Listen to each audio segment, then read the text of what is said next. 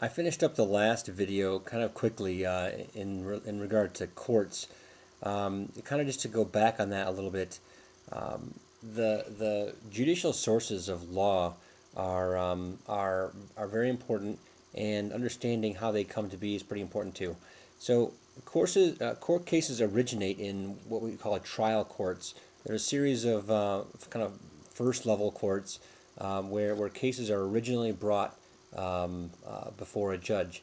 That's typically where a taxpayer has been assessed a liability by the IRS.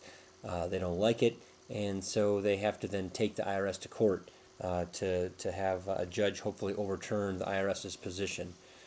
So cases will start in trial courts, and this the text talks about the various trial courts that are out there. They are these four right down here, and there's some discussion regarding each of those. But then, if the finding of that trial court is not to the liking, well, it won't be to the liking of one of the parties, the losing party can choose to appeal that decision to one of the circuit courts, either in the region where the taxpayer resides, or if they chose to go to this trial court, they can appeal to the Federal Circuit Court of Appeals, and then ultimately up to the Supreme Court. But the Supreme Court does not have to hear the case. They can choose whether or not they want to hear the case, and the text kind of talks about that.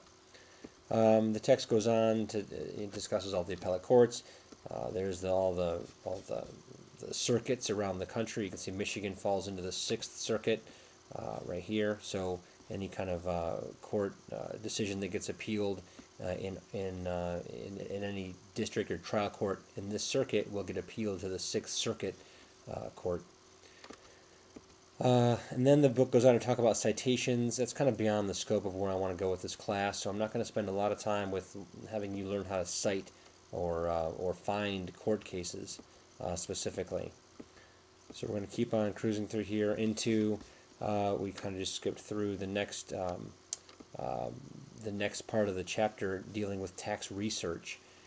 You're going to do some tax research in this class. We have software that came with the textbook that I haven't really introduced yet, but I will shortly. And there's a process to finding out answers to problems in taxes using a process called tax research. And the book kind of does a good job of identifying the bullet point process. Starts with identifying and finding the problem. There's a good figure right here that kind of talks about the whole process. You have a problem, and research can be used to figure out the best answer to the problem. A lot of times there's back and forth between refining your problem and then what laws are out there. Maybe you can make your situation match a beneficial law so that you can go forward with the transaction that is going to be treated favorably for tax purposes. Ultimately, you come to a conclusion, and then you communicate the results to your clients. So we're going to do some of that in this class a little bit later in the semester. The book here talks about all kinds of parts of the process: assessing sources, interpreting the code, how to use treasury regulations, so on and so forth.